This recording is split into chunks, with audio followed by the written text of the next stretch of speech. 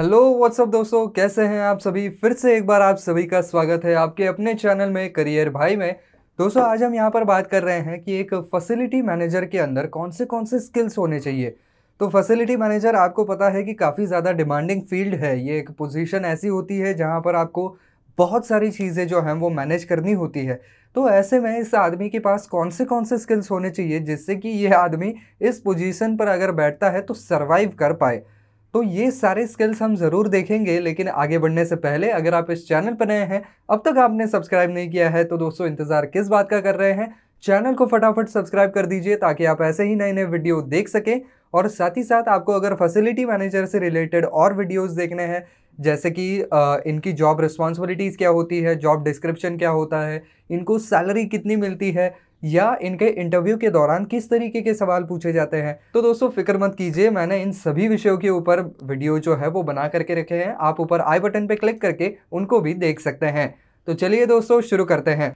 तो दोस्तों, एक अच्छे फैसिलिटी मैनेजर का सबसे पहला हम कहें कि रिक्वायरमेंट या स्किल यही होता है कि वो डिसिसिव होना चाहिए। डिसिसिव से मेरा मतलब ये है कि वो डिसीजन मेकर होना चाहिए। अगर ऐन मौके पर कोई क्रूशल डिसीजन लेना है तो वो आदमी सेल्फ कॉन्फिडेंट होना चाहिए। वो वहाँ पर निर्णय लेने में सक्षम होना चाहिए। ऐसा आदमी नहीं होना चाहिए जो कि 10 लोगों को पूछेगा, फिर सोचेगा, फिर डिसीजन लेगा। ऐसे आदमी वहाँ पर काम नहीं आते हैं। वहाँ पर ऐसा आदमी होना चाहिए जो कि क्विकली सोच सके, सारे पहलुओं से सोच सके और फटाक से वहाँ पर डिसीजन ले सके। इसके अलावा वो आदमी काफ़ी ज़्यादा प्रोएक्टिव होना चाहिए। प्रोएक्टिव से मेरा मतलब ये है कि उसका जो भी कोई वर्कफोर्स है, उसके काम करने में कौन सी तकलीफ़ें आ सकती है, ये भी उसको पहले मालूम होना चाहिए। जो तकलीफ़ें आ रही हैं वो तो मालूम होनी ही चाहिए, लेकिन कौन सी आ सकती है ये भी उसको दिखना चाहिए। और वो तकलीफ़ें उन तक पहुंचने से पहले ही अगर वो आदमी उन्हें छुड़ा सकता है, उनको सॉल्व कर सकता है, तो फिर आप ये कह सकते हैं कि ये एक बहुत बढ़िया फैसिलिटी मैनेजर है। ये एक स्किल्ड फैसिलिटी मैनेजर है जो कि आने वाले खतरों को, आने वाले प्रॉब्लम्स को पहले ही भाप लेता है और पहले ही उसका इलाज कर देता है। दूसरी बात है एडेप्टेबिलिटी। तो फैसिलिटी मैनेजर, जैसा कि मैंने पहले कहा कि बहुत सारे फ्रंट पर अकेला लड़ रहा है, तो उसको जल्दी से जल्दी सारे सिचुएशन के साथ अडेप्ट होना बहुत ज़रूरी है। उसको आना ही चाहिए, क्योंकि आज वो किसी एक की टीम के साथ काम कर रहा है, दूसरे दिन वो किसी दूसरे ही टीम के साथ काम कर रहा है, तीसरे दिन कोई और काम करवा रहा है। तो इसके लिए उनका काम जो है वो फिक्स नहीं होता है। हर रोज़ एक अलग चैलेंज होता है, हर रोज़ एक अलग काम होता है। तो उसके साथ अडेप्ट होने वाला आदमी वहाँ पर होना चाहिए। कहीं पर भी go with the flow attitude वहाँ पर नहीं चलता है। इसके अलावा वो आदमी जो है वो सेल्फ ड्रिवन होना चाहिए। तो इसका मतलब क्या है कि कई बार फैसिलिटी मैनेजर्स का जो वर्किंग पीरियड होता है या वर्किंग आवर्स होते हैं वो फिक्स नहीं रहते हैं, क्योंकि ऑब्वियस रीजंस हैं, कई सारी अटकनें आती हैं जिनको कि वही के वही सॉल्व करना होता है। आप ऐसा नहीं कह सकते हैं कि भाई मैं कल कर लेता हूँ। अगर डे एंड पर कोई बड़ी मशीन बंद हो गई है तो उसको वहाँ पर ठीक करवाना आपका काम है। आप ऐसा नहीं कह सकते हैं कि हाँ कल मैं 10 बजे आऊँगा फिर देख लेंगे, तब तक पूरा काम रुकने वाला है। तो इसकी वजह से ये आदमी जो है वो सेल्फ ड्रिवन होना चाहिए, खुद को मोटिवेट करने वाला होना चाहिए कि नहीं भाई ये काम करवाना है, ये काम होना चाहिए। ऐसा आदमी ना हो कि हाँ भाई मेरे वर्किंग आवर अब ख़त्म हो चुके हैं, अब वहाँ पर कंपनी में आग क्यों ना लग जाए, मेरा उससे कोई वास्ता नहीं।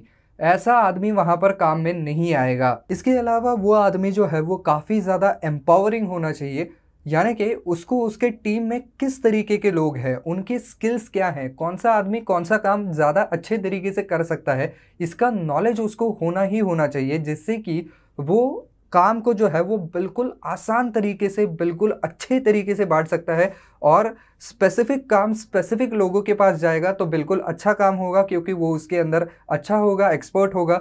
तो इस तरीके से काम को बांटना, डिस्ट्रीब्यूट करना, ये भी एक स्किल होता है जो कि एक फैसिलिटी मैनेजर के पास होना ही चाहिए। इसके अलावा दोस्तों थोड़ा बहुत नंबर्स के साथ वह आदमी अच्छा होना चाहिए, और साथ ही साथ फंड्स को कैसे इस्तेमाल करना है, पैसे को कैसे मैनेज करना है, इसकी समझ और सूझबूझ होना बहुत ज़रूरी है।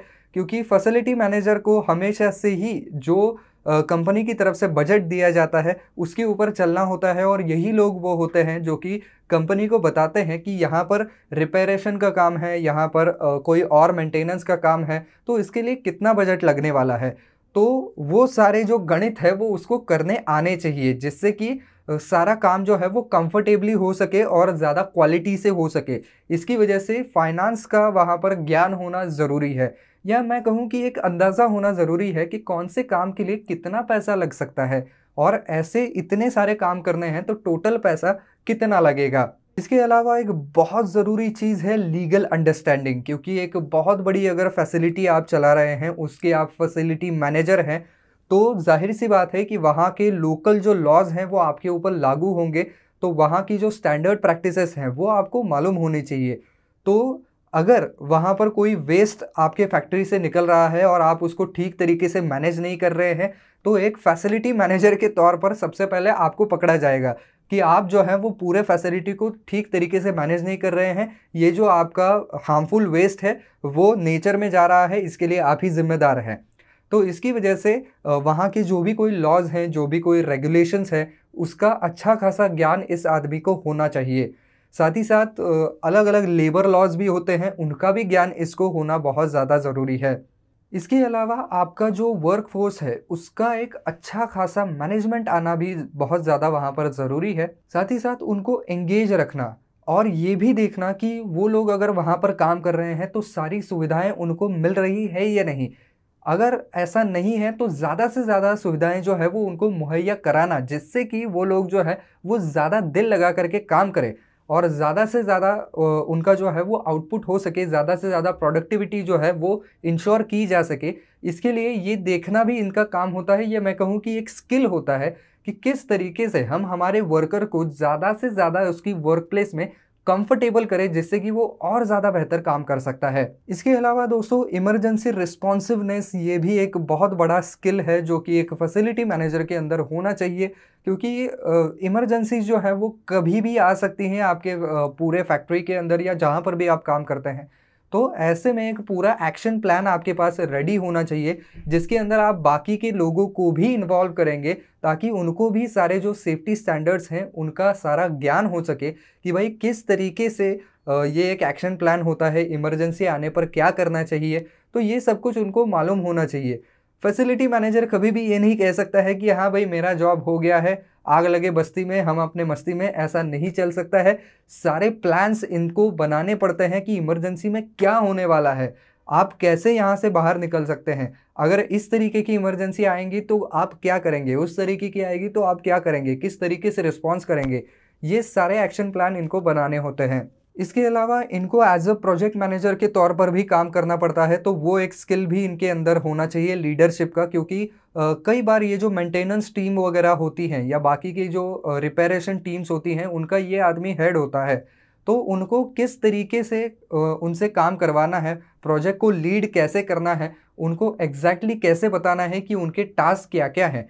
और साथ ही साथ अगर बहुत बड़ा मेंटेनेंस वर्क है तो उसको कम से कम समय में करने के लिए आपके पास जितना भी वर्कफोर्स है उसका 100% ऑप्टिमाइजेशन कैसे किया जाए, उनकी ड्यूटीज़ जो है वो कैसे वहाँ पर एडजस्ट की जाए, जिससे कि काम कहीं पर भी ना रुके और कम से कम समय में जो है वो काम पूरा हो सके।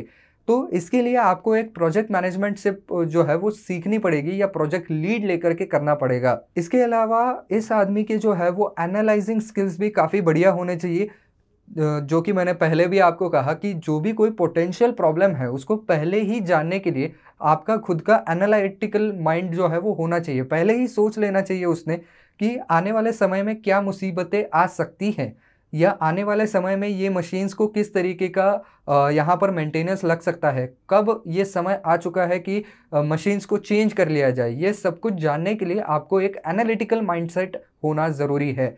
इसके अलावा इस आदमी के इंट्रापर्सनल स्किल्स और क्रॉस नेटवर्किंग भी बढ़िया होना चाहिए। तो इंट्रापर्सनल स्किल्स इसलिए ज़रूरी है ताकि वो अलग अलग डिपार्टमेंट में वो आदमी जो है वो काम करता है और अलग अलग डिपार्टमेंट्स के जो भी कोई ग्रीवेंसेस हैं, जो भी कोई प्रॉब्लम्स हैं, उनको भी सुलझाता है। तो इसके लिए इंट्रापर्सनल स्किल्स बहुत काम में आते हैं। इसके अलावा उसके जो वर्कर्स हैं उनको किस तरीके से काम पे लगाना है, उनको जॉब ब्रीफ कैसे देना है, इसके लिए भी इंट्रापर्सनल स्किल्स काम में आते हैं। और क्रॉस नेटवर्किंग इसलिए ज़रूरी है क्योंकि हो सकता है कि कोई ऐसा प्रॉब्लम हो जिसके लिए आपको जो है वो दूसरे किसी डिपार्टमेंट की हेल्प लेनी पड़े, तो इसके लिए आपका क्रॉस नेटवर्किंग अच्छा होना बहुत ज़रूरी है। तो मान लीजिए कोई मशीन से रिलेटेड प्रॉब्लम है, तो मैकेनिकल विंग के जो लोग हैं, जो डिपार्टमेंट के लोग हैं, उनके साथ आपको क्रॉस नेटवर्किंग करना पड़ेगा। वहाँ के किसी मैकेनिकल इंजीनियर को पकड़ करके लाके आप उसको पूछ सकते हैं कि भाई देखो तुमको कुछ समझ में आ रहा है कि इसमें क्या प्रॉब्लम है, या कोई आईटी वाला आदमी भी आप पकड़ करके ला सकते हैं। अगर कोई इलेक्ट्रॉनिक सिस्टम है उसमें कोई प्रॉब्लम आ रहा है तो आप उससे बात कर सकते हैं। तो इस तरीके से जो है वो क्रॉस नेटवर्किंग करना इस आदमी को आना चाहिए।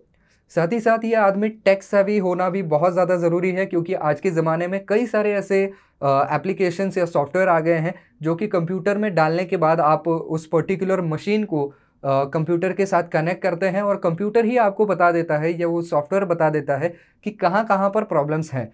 तो इस तरीके की स्मार्ट सिस्टम्स इस्तेमाल करने के लिए वो आदमी खुद टेक्नो सेवी होना बहुत ज़्यादा ज़रूरी है, उसको अलग अलग टेक्नोलॉजी का ज्ञान होना ज़रूरी है। तो दोस्तों ये सारे स्किल्स हैं जो कि एक फैसिलिटी मैनेजर की जॉब के लिए इम्पॉर्टेंट होते हैं। तो आई होप दोस्तों ये वीडियो आपको पसंद आया होगा, काम का लगा होगा। तो दोस्तों अगर वीडियो पसंद आया है तो वीडियो को लाइक करना बिल्कुल ना भूलें, और आपके जैसे ही और आपके दोस्तों की सहायता हो सके इसलिए इस वीडियो को ज़्यादा से ज़्यादा शेयर भी ज़रूर कर दें।